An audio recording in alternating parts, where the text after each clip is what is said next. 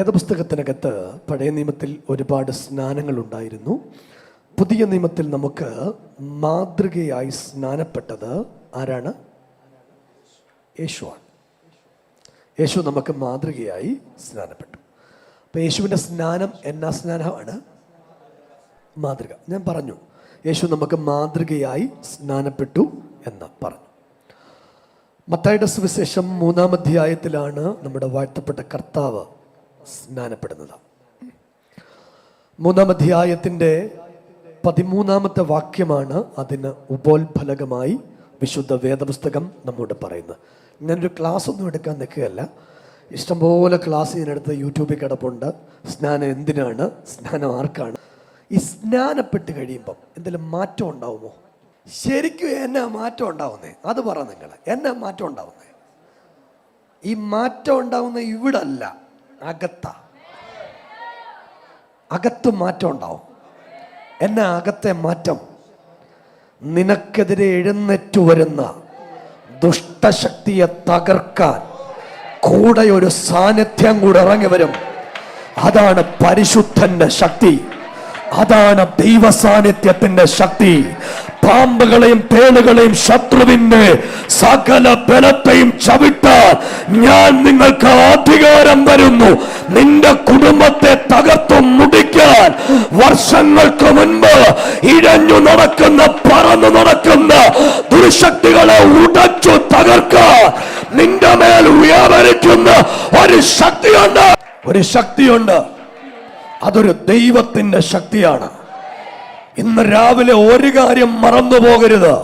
സ്നാനപ്പെട്ട് കഴിയുമ്പോ പുറത്തൊന്നും നടന്നില്ലേലും അകത്തൊരു കാര്യം നടക്കും. ആ നടക്കുന്നതിന്റെ പേരാണ് ജയം. ആ നടക്കുന്നതിന്റെ പേരാണ് ദൈവശക്തി. ആ നടക്കുന്നതിന്റെ പേരാണ് ദൈവത്തിന്റെ കൃപ. ആ നടക്കുന്നതിന്റെ പേരാണ് അഭിഷേകത്തിന്റെ സാന്നിധ്യം. അത് കാണിച്ചു തന്നത് നമ്മുടെ കർത്താവ്. 3-ാം അധ്യായത്തിന്റെ 14-ാമത്തെ വാക്യത്തിൽ യോർദാനിൽ നിന്ന് നടന്ന് 74 കിലോമീറ്റർ യാത്ര ചെയ്ത് യോർദാനിൽ ജനം മുഴുവൻ നിബിഡമായി കൂടി നിൽക്കുമ്പോൾ അഖിലാണ്ടമുണ്ടാക്കി അണ്ടകടാഹത്തിൽ തങ്ങിക്കൂടി നിന്ന താരസമുദ്രങ്ങളെ വാരി നിരത്തി പേര് വിളിച്ച ഈ ഉലകത്തെ, ഈ ഗ്ലോബിനെ 23.5 ഡിഗ്രി സെന്റിഗ്രേഡിൽ ചരിച്ച് ദൂതന്മാരുടെ ആരാധ്യ വസ്തുവായിരുന്ന ദൈവം ഉലകത്തിലേക്ക് ഇറങ്ങി വന്ന് നിൽക്കുന്നത് ഒരുത്തനും മനസ്സിലായില്ലെങ്കിലോ യോർദാന്റെ കരയിൽ കൂടി നിൽക്കുന്ന കള്ളപ്പിശാചിന് മനസ്സിലായി. ഈ ഇറങ്ങി നിൽക്കുന്ന നിസ്വാരക്കാരനല്ല. ഇവൻ മറിയയുടെ മോനല്ല. ഇവൻ യോസഫിന്റെ മോനല്ല. മഹാപുരോഹിതന്മാർ പറയുന്നവനല്ല. ഇവൻ ദൈവമാണ്. സ്നേഹിതരെ, കേൾക്കുന്നുണ്ടോ? സ്നാനപ്പെട്ടതിന്റെ പേരിൽ ആരെങ്കിലും നിന്നെ കളിയാക്കുന്നുണ്ടെങ്കിൽ തിരിച്ച് തങ്കത്ത് നോക്കി പറഞ്ഞോണം, നിന്റെ പുറത്തു മാറ്റമില്ല. നീ മകനായി, നീ മകളായി. ഒരാമീൻ പറഞ്ഞേ. ആരായി? മകനായി, മകളായി. സ്നാനപ്പെട്ട് കഴിയുമ്പോ ആരാവും? മോനും മോളുവോ? അപ്പാ, പിതാവേ എന്ന് വിളിക്കേണ്ടതിന് സ്വപുത്രന്റെ ആത്മാവിനെ നിന്റെ അകത്തേക്ക് ദൈവം നൽകി തന്നു. നിന്റെ വീട്ടിൽ ഇറങ്ങി വന്നത് സ്വപുത്രന്റെ ആത്മാവാണ്. യോർദാന്റെ കരയിൽ നിന്ന് മഹാദൈവം പറഞ്ഞു, Behold the Lamb of God. കരമുയർത്തിയ ദൈവത്തിന് ആമേൻ പറഞ്ഞേ. ഇന്ന് രാവിലെ ഒരു തോത് കേട്ടോള സ്നാനപ്പെട്ട് കരക്ക് കയറുമ്പം ഇനിയും പട്ടച്ചാരായം അടിക്കാൻ പറ്റുകയില്ല. രാമയും പറഞ്ഞില്ല. ശമ്പു വെക്കാൻ പറ്റുകയില്ല. ഞൊടയും കൊതിയും കേൾക്കാൻ പറ്റുകയില്ല. പഴയതുപോലൊന്നും ജീവിക്കാൻ പറ്റുകയില്ല. ഇനി തർപ്പണം പറ്റുകയില്ല, അർപ്പണം പറ്റുകയില്ല, വര പറ്റുകയില്ല, കൊര പറ്റുകയില്ല, ഒന്നും പറ്റുകയില്ല. 28 കെട്ട് പറ്റുകയില്ല, 38 കെട്ട് പറ്റുകയില്ല, അടിയന്തരത്തിന് കറങ്ങാൻ പറ്റുകയില്ല, കല്ലറയുടെ മുമ്പിൽ നിന്ന് മെഴുകുതിരി കത്തിക്കാൻ പറ്റുകയില്ല, ഒന്നും പറ്റുകയില്ല. മോനായി. ഒരാമയും പറഞ്ഞില്ല. എന്നെ ഞങ്ങള് ഞായറാഴ്ച കല്യാണത്തിന് വിളിച്ചാ പോകാത്ത ഞങ്ങളുടെ കുഞ്ഞാടിന്റെ കല്യാണത്തിന് വേണ്ടി ഒരുങ്ങി നിൽക്കുക. ഒരാമയും പറഞ്ഞില്ല. എന്നെ ഞങ്ങൾ 28 കെട്ടിന് പോകാത്ത മോനായോണ്ടാ പോകാത്ത, എന്നെ മാമോദിസ തൊട്ടുള്ള ചുറ്റും കറങ്ങാത്ത മോനായോണ്ടാ കറങ്ങാത്ത, എന്നെ പഠിച്ചത് വരയ്ക്കാത്തത് മകനായോണ്ടാ വരയ്ക്കാത്ത. നിങ്ങൾ ഇടയ്ക്ക് ദൈവത്തോട് പിണങ്ങത്തില്ലയോ? കുഴപ്പമൊന്നുമില്ല, മോളായോണ്ടാ മോനായോണ്ടാ. നിന്റെ ഈ മനസ്സിന്റെ ചെറിയ വിങ്ങലൊക്കെ ഉണ്ടല്ലോ, നിന്റെ അപ്പൻ അറിയാം കേട്ടോ. നീ പരിവൊക്കെ പറയില്ലേ, അതൊക്കെ അറിയാം അപ്പന്. നിന്റെ മനസ്സ് കിടന്ന് പിടയ്ക്കുന്നത് നിന്റെ അപ്പൻ അറിയാം കേട്ടോ. അവൻ ദൂരത്ത് പോയതല്ല കേട്ടോ, നിത്യസ്നേഹം കൊണ്ട് അടുത്ത് വരും കേട്ടോ. നിന്റെ വീട്ടിൽ ഒന്നും നടക്കാതിരിക്കുന്നത് അപ്പ കാണാതിരുന്നിട്ടല്ല, ഈ ശത്രുവിന്റെ നടുവിൽ ഒരത്ഭുതത്തിന് വേണ്ടിയാ ഈ പദ്ധതികളൊക്കെ മാറും കേട്ടോ. നിന്നെ അടിക്കുന്നത് അവന്റെ സ്നേഹം കൊണ്ട് കേട്ടോ. നിങ്ങൾക്കൊരു കാര്യം അറിയാം, നമ്മൾ ഈ അപ്പനും മക്കളും തമ്മിലുള്ള ബന്ധം യേശുവായിട്ട്. ഇതൊരു സന്തോഷല്ലേ? സ്നാനപ്പെട്ട് കഴിഞ്ഞാൽ എല്ലാ പ്രശ്നവും തീരുവോ? സ്നാനപ്പെട്ട് കഴിയുമ്പോൾ പിശാച് നേരിട്ട് വരും. രാമയും പറഞ്ഞില്ല. ഇതുവരെ ശാസ്ത്രയുടെ രൂപത്തിലൊക്കെയാണ് വന്നുകൊണ്ടിരുന്നത്. സ്നാനപ്പെട്ട് ഇന്നിപ്പോൾ അമ്മായിയമ്മയുടെ രൂപത്തിൽ വീട്ടിൽ വരും. ഒരു സ്വത്രം പറഞ്ഞില്ല. ഭർത്താവിൻ്റെ രൂപത്തിലോ ഭാര്യയുടെ രൂപത്തിലോ ഒക്കെ വരും. പറഞ്ഞു തരാൻ പോവാ സ്നാനപ്പെട്ടിട്ടുള്ള കാര്യം. ഓക്കെ, 4-ാം അധ്യായത്തിൻ്റെ 1-ാമത്തെ വാക്യത്തിൽ സ്നാനപ്പെട്ട യേശുവിനെ പരിശുദ്ധാത്മാവ്. നിങ്ങൾ ഒരു കാര്യം കേട്ടോണം, സ്നാനപ്പെട്ട് കരയ്ക്ക് കയറുമ്പം ആത്മാവിനെ കിട്ടും. എന്തിനാ കിട്ടും? ഇത് തളിക്കുന്ന ആത്മാവല്ല, ചലിക്കുന്ന ആത്മാവ്. ഈ ആത്മാവ് കുപ്പി കയറുന്ന ആത്മാവല്ല, കേറിയ കുപ്പി പൊട്ടിക്കുന്ന ആത്മാവാ. ഇത് കുപ്പിയിലിരിക്കുന്ന ആത്മാവ് അല്ല മാമേ. ഇതിനെ കുപ്പിയിലൊന്നും ഇരുത്താൻ പറ്റുകയല്ല, പറ്റത്തില്ല. കുപ്പിയിലിരിക്കുന്ന ആത്മാവല്ല. യേശു സ്നാനപ്പെട്ട് കരക്ക് കയറിയപ്പോ ഒരു ഡിക്ലറേഷൻ നടത്തി. ആരാന്നറിയോ? പിതാവ്. ഞാൻ വായിച്ചു കേൾപ്പിക്കാം. 74 കിലോമീറ്റർ തച്ചന്റെ മകൻ യോസഫിന്റെ വീട്ടിൽ നിന്ന് അതിരാവിലെ ഇറങ്ങി നടന്ന 74 കിലോമീറ്റർ മുന്നോട്ട് നടന്നു വന്ന ജ്ഞാനത്തിന് ചോദ്യം പറച്ചിലൊക്കെ ഉണ്ട്. ഇത് ചുമ്മാ ഉള്ള കാര്യമല്ല. ഇത് മഹാദൈവത്തിന്റെ വീട്ടിലോട്ട് നീ കയറി ചെല്ലുന്ന കാര്യ. അത് മനസ്സിലാകുന്നില്ല. ദൈവത്തിന്റെ ഭവനക്കാരനാകുന്ന കാര്യമായി പറയുന്നേ. സ്വർഗത്തിനും ഭൂമിയിലുമുള്ള സകല കുടുംബത്തിനും പേർ വരുവാൻ കാരണമായ പിതാവിന്റെ മുൻപിൽ മുട്ടുകുത്തുന്നു. നമ്മുടെ വാഴ്ത്തപ്പെട്ട ഈശോ മിശിഹ സ്നാനപ്പെടാൻ യോർദാനിൽ ഇറങ്ങി വന്നു. യോഹന്നാൻ വിലക്കി. അങ്ങനെ ആ പുസ്തകം പറയും. ഈ യേശുവും യോഹന്നാനും തമ്മിൽ മൂപ്പാർക്കാണ്? പ്രായക്കുള്ള ആർക്കാണ്? യോഹന്നാന് അല്ലേ? ഒരെത്ര മാസത്തെ മൂപ്പ് കാണും? 6 മാസത്തെ മൂപ്പ് കാണും അല്ലേ? അങ്ങൊരു മൂപ്പുണ്ട്. അതായത് ഈ മറിയ കാണാൻ വരുമ്പോ അവക്ക് 6-ാമത്തെ മാസമാണ് പുസ്തകമുണ്ട്. അകത്ത് കിടന്ന് ഇവർ രണ്ടും കൂടി തുള്ളിയതാ. അകത്ത് കിടന്ന് തുള്ളിയവൻ വെള്ളത്തിൽ നിന്നൊരു തുള്ളലുണ്ട്. മനസ്സിലാകുന്നുണ്ടോ? ഇന്ന് രാവിലെ ഞാൻ ആത്മാവിലൊരു കാര്യം പറയാ. ആത്മാവ് പ്രാപിച്ചവൻ തുള്ളും കേട്ടോ. ആത്മാവ് പ്രാപിച്ചവൻ ചലിക്കും കേട്ടോ. ആത്മാവ് പ്രാപിച്ചവന്റെ മേൽ ഈ ശക്തി ഇറങ്ങി വരുമെന്ന് രാവിലെ. 2-ാമത്തെ അധ്യായത്തിലാണ് നക്ഷത്രം കണ്ട് കിഴക്കിൽ നിന്ന് വിദ്വാൻമാർ വന്നത്. ഓക്കെ, നിങ്ങളുടെ അഭിപ്രായത്തിൽ ഈ വിദ്വാൻമാരെന്ന് പറഞ്ഞ ആരാ? വിദ്വാൻമാർ ആരാണ്? ഇടയന്മാരാണോ? ആണോ? വാനശാസ്ത്രജ്ഞന്മാരാ. ജ്യോതിർഗോളങ്ങളുണ്ടല്ലോ, അതിനെ നോക്കി ദിശ നിശ്ചയിക്കുന്ന വാനഗോള ശാസ്ത്രജ്ഞന്മാരായി ഇവര്. സ്പെഷ്യൽ ഒരു ധൂമകേതു വരുമ്പോൾ ഇവർക്ക് കാണാൻ പറ്റും. അങ്ങനെ പുത്തനൊരു ധൂമകേതു വന്നപ്പോ, സംസാരിക്കുന്ന ധൂമകേതു, അതിനെ കണ്ട് മുന്നോട്ടു പോകുമ്പോ ഒരു ദൂത് ഞാൻ പറയാം. സ്നാനപ്പെടുന്നവന് വഴികാട്ടുന്ന ചില നക്ഷത്രങ്ങൾ എഴുന്നേറ്റു വരും ഇന്ന് രാവിലെ. ഞാനൊരു വെളിപ്പാടിൽ ഈ ദൂത് പറയുക. ഇന്ന് സ്നാനപ്പെടുന്നവന് കേട്ടോണം, നീ വഴി തെറ്റിപ്പോകയില്ല. നിന്നെ വഴി നടത്താൻ ദൈവത്തിന്റെ നക്ഷത്രം നിന്റെ മുൻപിൽ എഴുന്നേറ്റു വരും. നിങ്ങൾക്ക് അറിയാമോ ഇല്ലയോ എന്ന് എനിക്കറിയത്തില്ല. എല്ലാവരും ജനിക്കുമ്പോൾ ഒരു നക്ഷത്രമുണ്ട് അല്ലേ? ജന്മനക്ഷത്രം. അതിന് നമ്മൾ എന്തുവാ പറയുന്നേ? മോളോ നാള്. എന്നാ നാള്. ഈ നക്ഷത്രം നോക്കാതെ ഇവര് കൊട്ടാരത്തിൽ കയറി കേട്ടോ. ഒരു തൂതും കൂടെ പറയാം, നീ കൊട്ടാരത്തിൽ കയറിയാലും നക്ഷത്രം വെയിറ്റ് ചെയ്യും. ഒരാളെ നോക്കി പറ, കൊട്ടാരത്തിൽ കയറിയാലും നക്ഷത്രം നിന്നെ കാത്തു നിൽക്കും. പലരും നിന്നെ ഇട്ടിട്ട് പോയാലും നക്ഷത്രം നിന്നെ കാത്തു നിൽക്കും. പലരും നിന്നെ വിടക്കെന്നെണ്ണിയാലും നക്ഷത്രം കാത്തു നിൽക്കും കേട്ടോ. നക്ഷത്രം കണ്ടതുകൊണ്ട് അവർ അത്യന്തം സന്തോഷിച്ചു.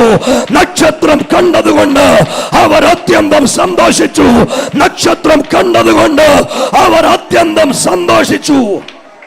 സ്നാനപ്പെടുന്ന ദൈവമക്കളോട് ഒരു വാക്ക് ഞാൻ പറയുക, നിങ്ങളുടെ നാള് ഏതു ദോഷമുള്ള നാളാണെങ്കിലും നിങ്ങൾ ഇന്ന് രാവിലെ ഒരു പുതിയ നാളിൽ ജനിക്കാൻ പോകുക. ആ നാളിന്റെ പേര് ഭാഗ്യനാൾ. സ്നാനപ്പെട്ടവരും സ്നാനപ്പെടാനുള്ളവരും കേട്ടോണം, നിങ്ങൾ ശപിക്കപ്പെട്ടവരല്ല. ഒരാമയും പറ, നിങ്ങൾ ശപിക്കപ്പെട്ടവരല്ല. നിന്റെ നാള് ഭാഗ്യനാളാ. ഞാൻ ഇന്ന് രാവിലെ ദൂത് പറയാൻ തുടങ്ങുക, നീ അനുഗ്രഹിക്കപ്പെടും. നിന്റെ കുടുംബം അനുഗ്രഹിക്കപ്പെടും. നിന്റെ തലമുറ അനുഗ്രഹിക്കപ്പെടും. നീ വായ്പ വാങ്ങത്തില്ല, നീ വായ്പ കൊടുക്കും. അവൻ ചെയ്യുന്നതൊക്കെ സാധിക്കും. നിന്നെ ദൈവം വിളിച്ച് സ്നാനപ്പെടുത്താൻ പോകുന്നത് വായ്പ വാങ്ങിക്കാനല്ല, അല്ല, വായ്പ കൊടുക്കാനാ. വായ്പ വാങ്ങുകയില്ല, നീ വായ്പ കൊടുക്കും. ശരി, സ്നാനപ്പെടാനുള്ള ആളുകൾക്ക് 2-3 കാര്യം മനസ്സിലായി. ഒന്ന്, മാറ്റം വെളിയിലല്ല, മാറ്റം അകത്ത്. മാറിയാൽ മോനാവും. മോനായാൽ പൈശാചിക ശക്തി പൊട്ടും. ഏത് പന്ന നാളാണേലും നീ ഭാഗ്യനാളില. 4-മത്തെ കാര്യം, നിന്റെ വീടും നിന്റെ ചാർച്ചക്കാരും നിന്റെ കുടുംബവും നീ നിമിത്തം അനുഗ്രഹിക്കപ്പെടും. ഒരു കാര്യം ഞാൻ ഈ പറയുന്ന ഈ വാക്ക് 1 മിനിറ്റ് ഒന്ന് കേട്ടോണം. നിങ്ങൾക്ക് ഒരു പ്രൊട്ടക്ഷൻ ഉണ്ടാകും. 3-ാം അധ്യായത്തിന്റെ 14-ാമത്തെ വാക്യത്തിൽ യേശു സ്നാനപ്പെട്ട് കരയേറുന്നു. അവിടെ 3 പേര് പ്രത്യക്ഷമാകുന്നു. ആരൊക്കെ? 2 പേർ. പ്രത്യക്ഷനായിട്ട് ഒരാള് വെള്ളത്തിലുണ്ട്, ബാക്കി 2 പേർ പ്രത്യക്ഷമാകുന്നു. 1 പരിശുദ്ധാത്മാവ്, 2 പിതാവായ ദൈവം. അങ്ങനെ തൃത്വം സമന്വയിച്ച് യോർദാൻ ഇറങ്ങി വരുന്നു. പരിശുദ്ധാത്മാവ് ഇറങ്ങി വരുന്നു, പിതാവ് സംസാരിക്കുന്നു. എന്താണ് പിതാവ് പറഞ്ഞത്? ഇവൻ എൻ്റെ പ്രിയപുത്രൻ. എന്താ വാക്കിന്റെ അർത്ഥം എന്നറിയാമോ? യഹൂദ കരയിൽ നിൽക്കുന്ന യോർദാന്റെ നാട്ടുകാരെ, ഇനിയും നിങ്ങൾ കണ്ടോളുക എൻ്റെ മോൻ ചെയ്യുന്ന അത്ഭുതങ്ങൾ. കൈ അടിച്ചൊരാമീൻ പറ. ഇനി എന്റെ മകളെ ചെയ്യുന്ന അത്ഭുതങ്ങൾ കണ്ടോളുക. നേരെ ഇറങ്ങിച്ചെല്ലുന്നത് കാനാവിലെ കല്യാണ വീട്ടിലേക്ക് പച്ചവെള്ളം വീഞ്ഞാക്കി അത്ഭുതം കാണിച്ചു തുടങ്ങിയെന്ന് നിന്റെ ജീവിതം ഇന്ന് രാവിലെ മുതൽ അത്ഭുതമായി മാറോ. നിന്റെ വീട് ഇന്ന് രാവിലെ മുതൽ അത്ഭുതമായി മാറി തുടങ്ങും. സ്നാനപ്പെട്ട് കഴിഞ്ഞ് നിനക്ക് പോരാട്ടമൊക്കെ നീ ജയിക്കും. ഉറച്ചൊരാമയും പറ. നിന്റെ വീട് ജയിക്കും, നിന്റെ പിള്ളേര് ജയിക്കും. ഇത് മനസ്സിലങ്ങ് ഉറപ്പിച്ചോണം. ജയിക്കാനാ വിളിച്ചേക്കുന്നത്.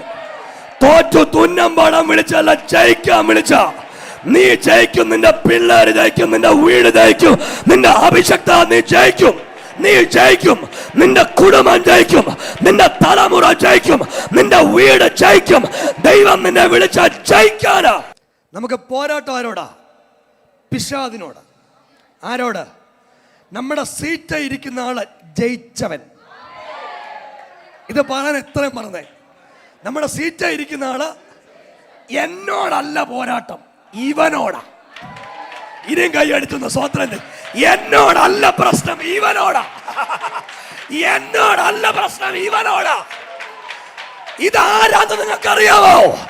മരണത്തെ ജയിച്ച, പാതാളത്തെ ജയിച്ച, റോമ ഗവൺമെന്റിന്റെ ഇംപീരിയൻ മുദ്രയെ ജയിച്ച യേശുവാ നിന്റെ അകത്തുള്ളത്. ഒത്തിരി പ്രശ്നമുള്ളപ്പോഴും നീ തകരരുത്. അപ്പനുണ്ട്. നിന്റെ വണ്ടി തിരിക്കുന്ന അപ്പനാ. മക്കളെ, ഡിപ്രഷൻ കൂടുമ്പോ പറഞ്ഞോണം, വണ്ടി തിരിക്കുന്ന അപ്പച്ചനാ, ഈ പ്രതിബന്ധ കൂടി തിരിക്കുന്ന അപ്പച്ചനാ, എന്റെ സ്വർഗത്തിലെ ദൈവമാ. ഈ കാര്യങ്ങളൊക്കെ തിരിക്കുന്നത്, ആകാശഗോളങ്ങളെ നിയന്ത്രിക്കുന്ന അതേ ദൈവമാണ് നിനക്ക് വേണ്ടി കാര്യങ്ങൾ നിയന്ത്രിക്കുന്നത്. വാഴ്ത്തപ്പെട്ട കർത്താവിൻ്റെ അടുത്ത് പിശാച് നേരിട്ടിറങ്ങി വന്നു. എന്നിട്ട് 3 കാര്യം പറഞ്ഞു. ഒന്നാമത്തെ കാര്യം, കല്ലെടുത്ത് കൈ കൊടുത്ത് അപ്പമാകാൻ പറഞ്ഞു. യേശു പറഞ്ഞു, ഞാൻ ഇങ്ങോട്ട് വന്നത് ഇതിനു വേണ്ടിയല്ല, നിന്റെ തലയെ തകർക്കാൻ വന്നതാ. താഴോട്ട് ചാടാൻ പറഞ്ഞു. യേശു പറഞ്ഞു, ഞാൻ വന്ന് ചാടാനല്ല, അതോ ഭാഗത്തേക്ക് ഇറങ്ങാൻ വന്നതാ. ചാടാൻ വന്നതല്ല, ഇറങ്ങാൻ വന്നതാ. ഞാൻ വെറുതെ ഇങ്ങോട്ട് വന്നതല്ല, ഞാൻ ചാടാൻ വേണ്ടി വന്നതല്ല, ഇറങ്ങാൻ വേണ്ടി വന്നതാണ്. മൂന്നാമത് പിശാച് പറഞ്ഞു, ഇതൊക്കെ തരാം. യേശു പറഞ്ഞു, നീ തരുന്നത് വാങ്ങിക്കാൻ വന്നതല്ല, നിന്റെ തലയെ തകർത്ത് ഒരു പുതിയ കാര്യം സ്ഥാപിക്കാൻ ഉലകത്തിലേക്ക് ഇറങ്ങി വന്നതാ ഞാൻ. സ്നാനപ്പെടുന്ന മക്കളോട് യേശുവിന് പകരം അംബാസഡറായി നിന്നുകൊണ്ട് ഞാൻ പറയുന്നു, നിങ്ങൾ ഒരു സ്ഥലത്തും തോൽക്കുകയില്ല. നിങ്ങളെ കരം ഉയർത്തിയോ രാമൻ പറഞ്ഞേ. നിങ്ങളോട് ഞാൻ സ്നാനപ്പെടുന്നവരോട് 1-2 കാര്യം ആവശ്യപ്പെടുന്നു, അത് കേൾക്കുക. സൺഡേ ആരാധന മുടക്കരുത്. രണ്ടാമത്തെ കാര്യം, ദൈവം നിങ്ങൾക്ക് തരുന്ന എല്ലാറ്റിലും 10-1 കൊടുക്കണം, ഏറ്റവും കുറഞ്ഞത്. മൂന്നാമത്തെ കാര്യം, ചുറ്റുവട്ടത്തിലുള്ള 1-2 ആളുകളോട് യേശുവിനെ കുറിച്ച് പറയണം. ഒരു ദിവസം ഒരാളോടേലും സുവിശേഷം പറയണം. ഒരു ദൗത്യം കൂടെ, എല്ലാ ദിവസവും ഒരധ്യായം ബൈബിൾ വായിക്കണം. 1 പോരാ, കുറഞ്ഞതാ പറയുന്നത്, ഒരധ്യായം ബൈബിൾ വായിക്കണം.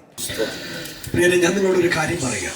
നിങ്ങളുടെ അകത്തേക്ക് യേശുവിന്റെ സാന്നിധ്യവും ദൈവത്തിന്റെ കൃപയും അത്ഭുതങ്ങളും ഒക്കെ ഉണ്ടാവും.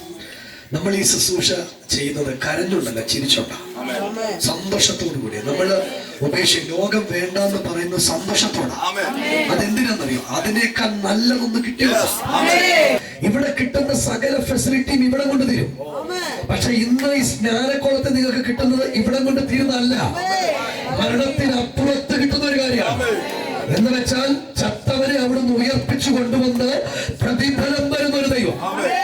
ഇതാണ് നിങ്ങൾക്ക് കിട്ടാൻ പോകുന്നത്. ഇനി അടുത്ത കാര്യം, പ്രതിസന്ധികളൊക്കെ നിങ്ങൾക്ക് ജയിക്കാനുള്ള കൃപയുണ്ട്. നമ്മുടെ മുൻമാതൃക യേശുവാണ്. ഇന്ന് അല്ലെങ്കിൽ നാളെ നിങ്ങൾക്ക് ഒരു മാറ്റം ഉണ്ടാവും. നമ്മൾ പഴയ മനുഷ്യനെ അവന്റെ രാഗമോഹത്തോടെ ഉരിഞ്ഞു കളഞ്ഞ് പുതിയ മനുഷ്യനെ ധരിക്കാൻ പോവാ. യേശുവാണ് ഞങ്ങളുടെ ലഹരി, യേശുവാണ് ഞങ്ങളുടെ ഏറ്റവും വലുത്. മക്കളുമാരോട് ഞാൻ പറയുന്നു, ആ രൂപത്തിൽ മാത്രമേ നിൽക്കാവൂ. പിന്നെ ഒരു കാര്യം, കലപ്പയ്ക്ക് കൈവച്ചിട്ട് പുറകോട്ട് നോക്കല്ല. ഇന്നത്തെ കുഴപ്പം എന്താണെന്നറിയാം? ഇപ്പൊ നിങ്ങൾക്കൊന്നും തോന്നത്തില്ലേലും ഇതെല്ലാം കൂടെ ദൈവം ഒരുക്കി വെച്ചേക്കും. അത് മറക്കല്ല. ഞാനിന്ന് പറഞ്ഞ പോലെ അപ്പനായോണ്ട് 2 അടി തന്നങ്ങ് വിടത്തേ ഉള്ളൂ. പക്ഷെ ഈ സാരം എഴുതും മേടി. ഇതെല്ലാം കൂടെ ഒന്നിച്ചപ്പച്ചൻ തരും. അതുകൊണ്ട് ലോകത്തിലുണ്ട് യൗവനക്കാരാണ് ഏറിയ പങ്കും സ്ഥാനപ്പെടുന്നത്. ഞാനും നിങ്ങളുടെ കൂടെ യൗവന പ്രായത്തിൽ സ്ഥാനപ്പെട്ടതാണ്. നിങ്ങൾക്ക് ഈ സമയത്ത് വേണേ പുറകോട്ട് പോവാം. നമ്മൾ പ്രാർത്ഥിക്കാൻ പോവാം. എല്ലാം കണ്ടുപടച്ചേ. ഹല്ലേലൂയ. സ്തോത്രം. സ്വർഗ്ഗീയ നല്ല പിതാവേ, ഇന്ന് അനുഗ്രഹിക്കപ്പെട്ട ദിവസമായി സ്തോത്രം ചെയ്യുന്നു. ഇന്നൊരു ശവമടക്ക ശുശ്രൂഷയിൽ അവൻ അനേകം മക്കൾ എഴുന്നേൽക്കുകയാണ്. അവൻ ക്രിസ്തുവിനോട് കൂടെ രാഗമോഹത്തോടു കൂടെ ആ പാപ സ്വഭാവത്തെ ഇന്ന് ക്രൂശിക്കപ്പെട്ടിട്ട് അവൻ യേശു കർത്താവ് കാണിച്ച മാതൃക യോർദാൻ നദിക്കരികെ അവൻ എഴുന്നേറ്റപ്പോൾ പരിശുദ്ധാത്മാവ് വന്നെങ്കിൽ ഇന്ന് സ്നാനപ്പെടുന്ന തന്റെ മക്കളുടെ മേൽ ആത്മാവിന്റെ അഭിഷേകം കത്തിപ്പെടാൻ വേണ്ടി പ്രാർത്ഥിക്കുന്നു.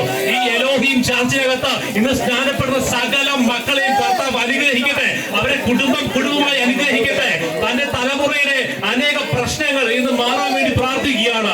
ഇന്ന് ഈ ഹോളിനകത്ത്, ഇന്ന് ഈ വീടിനകത്ത് ഇപ്പോൾ സ്നാനം നടക്കുമ്പോൾ യഹോവയുടെ പരിശുദ്ധാത്മാവിന്റെ ശക്തി ഈ അവൻ സകലരുടെ മേൽ വ്യാപരിക്കാൻ വേണ്ടി പ്രാർത്ഥിക്കുകയാണ്. ആ പഴയ സ്വഭാവങ്ങൾ ഉപേക്ഷിച്ച് ഒരു പുതു മനുഷ്യനായി രൂപാന്തരപ്പെട്ട് അവൻ വിശുദ്ധ ജീവിതം നയിച്ചുകൊണ്ട് അനേകർക്ക് മാതൃകയായി ക്രിസ്തുയേശുവിന്റെ അതേ സ്വഭാവം ഇവരിലേക്ക് പകരപ്പെടാൻ വേണ്ടി പ്രാർത്ഥിക്കുകയാണ്. മർക്കോസിന്റെ സുവിശേഷം 16-ാം അധ്യായം 16-ാമത്തെ തിരുവെഴുത്ത്. വിശ്വസിക്കുകയും സ്നാനമേൽക്കുകയും ചെയ്യുന്നവൻ രക്ഷിക്കപ്പെടും, വിശ്വസിക്കാത്തവൻ ശിക്ഷാവിധിയിൽ അകപ്പെടും. വിശ്വസിക്കുന്നവരാൽ ഈ അടയാളങ്ങൾ നടക്കും. എൻ്റെ നാമത്തിൽ അവർ ഭൂതങ്ങളെ പുറത്താക്കും, പുതുഭാഷകളിൽ സംസാരിക്കും, സർപ്പങ്ങളെ പിടിച്ചെടുക്കും, മരണകരമായത് എന്ത് കുടിച്ചാലും അവർക്ക് ഹാനി വരികയില്ല. നമ്മുടെ കർത്താവിന്റെ ഏറ്റവും അവസാനത്തെ വാക്കുകളാണ്. ഒരു മനുഷ്യന്റെ അവസാനത്തെ വാക്കുകൾക്ക് അത്രയും ശക്തിയുണ്ട്. നമ്മുടെ കർത്താവ് പറഞ്ഞു, ഞാനോ ലോകാവസാനത്തോളം എല്ലാം നാളും നിങ്ങളുടെ കൂടെ ഇരിക്കും. വിശ്വസിക്കുകയും സ്നാനപ്പെടുകയും ചെയ്യുന്നവൻ രക്ഷിക്കപ്പെടും, വിശ്വസിക്കാത്തവൻ ശിക്ഷാവിധിയിൽ അകപ്പെടും. നിങ്ങളുടെ മുകളിൽ എടുത്തു വെച്ചിരുന്ന ശിക്ഷാവിധി എന്ന് പറയുന്ന ഒരു നുകം ഇന്ന് അഴിയുക. എന്നിട്ട് യേശുവിന്റെ കൃപ നിങ്ങളുടെ മേൽ വ്യാപരിക്കും. അതാ ഇന്ന് രാവിലെ ഇവിടെ നടക്കാൻ. മനുഷ്യവർഗത്തിന്റെ പാപത്തിന്റെ പരിഹാരത്തിനായി സ്വർഗമഹിമ വെടിഞ്ഞ് താഴെ ഭൂമിയിലേക്ക് ഇറങ്ങി വന്ന് 33 വയസ്സ് വരെ ഈ ലോകത്തിൽ ജീവിച്ചിരുന്നപ്പോൾ താൻ തന്നെ ദൈവത്തിന് തെളിയിച്ച് മരിച്ച് അടക്കപ്പെട്ട് ഉയർത്തെഴുന്നേറ്റ് ഇന്ന് പിതാവിന്റെ മഹത്വത്തിൽ ജീവിക്കാൻ തന്റെ വിശുദ്ധന്മാരെ ചേർക്കുവാൻ എത്രയും വേഗത്തിൽ വരുന്ന യേശു കർത്താവിൽ പ്രിയമ്മ വിശ്വസിക്കുന്നവരെ സ്നാനപ്പെടുത്തുക എന്ന ദൈവത്തിന്റെ കൽപ്പനയാകയാലും സാക്ഷിയുടെ പ്രകാരം പിതാവിന്റെയും പുത്രന്റെയും പരിശുദ്ധാത്മാവിന്റെ നാമത്തിൽ സ്നാനപ്പെടുത്തുന്നു. മരണപര്യന്തം വിശ്വസ്തയായിരിക്കുക, എന്നാൽ കർത്താവ് കൽപ്പിച്ച ജീവനം പ്രാപിക്കും.